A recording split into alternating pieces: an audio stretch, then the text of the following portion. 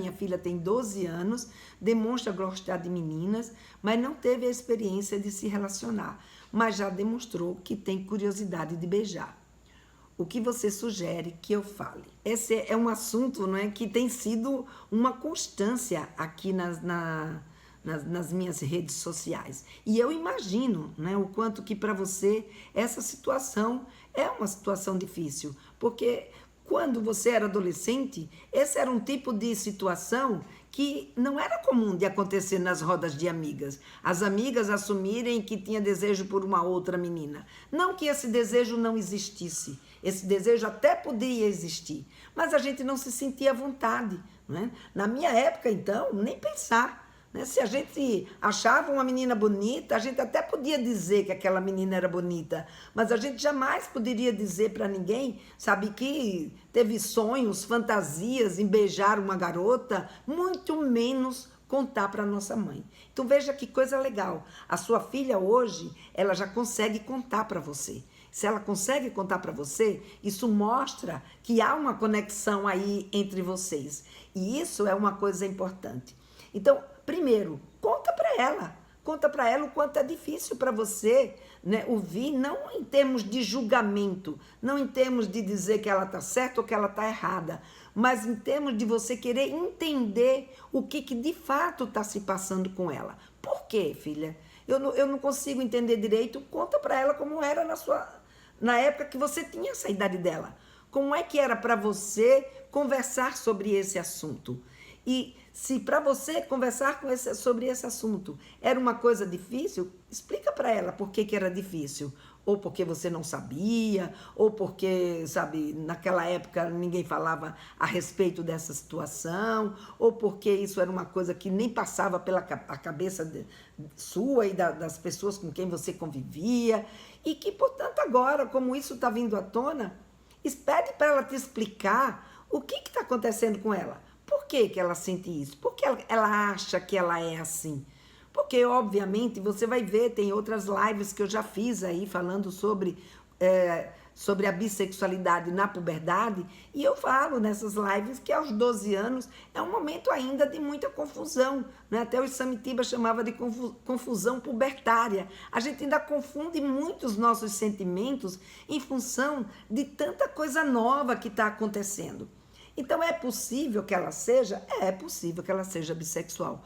Mas é possível também que ela não seja, que ela esteja confundindo os sentimentos? Também é possível. Mas se você chegar para sua filha e disser, ai filha, não, isso não existe, nesse momento você não vai saber o que é isso, então você dá uma de dona da verdade e chega para ela e diz que ela está errada e que menina não sente isso, que não é para... O que vai acontecer?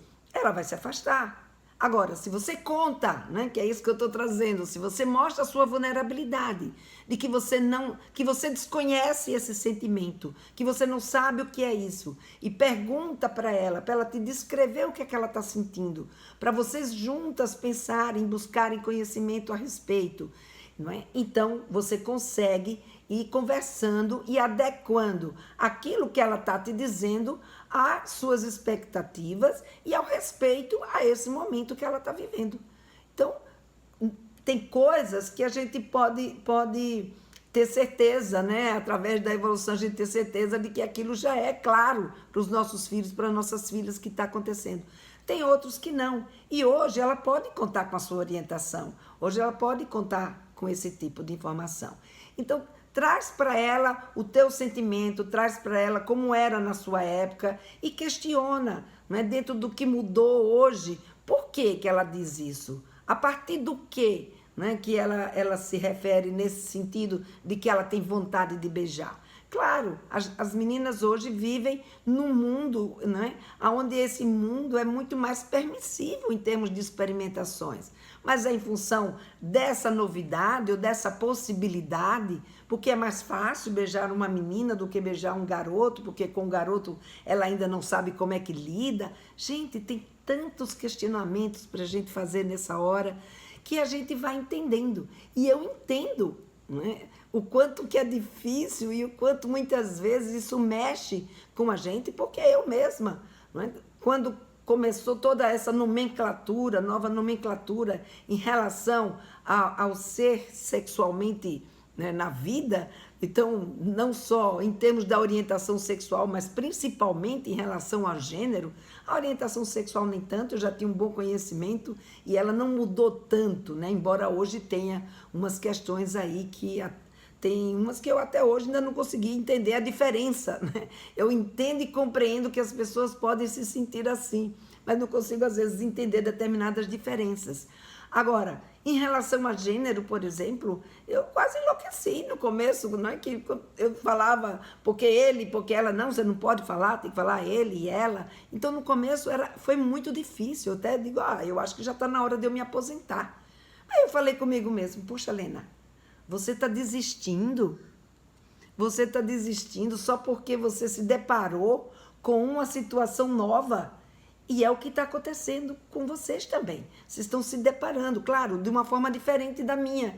A minha forma, eu me deparei com essas questões dentro de uma colocação profissional, que me fez fazer o quê? Em busca de mais estudo, em busca de tentar entender, de conversar com as pessoas, de entender esses sentimentos, de entender o posicionamento, de estudar, né? de me informar. Então, é a mesma coisa que eu digo para vocês. Vamos em busca, né, de conhecimento. A gente não pode desistir dos nossos filhos, não é? A gente não pode desistir dos nossos netos. A gente não pode desistir das pessoas que a gente ama.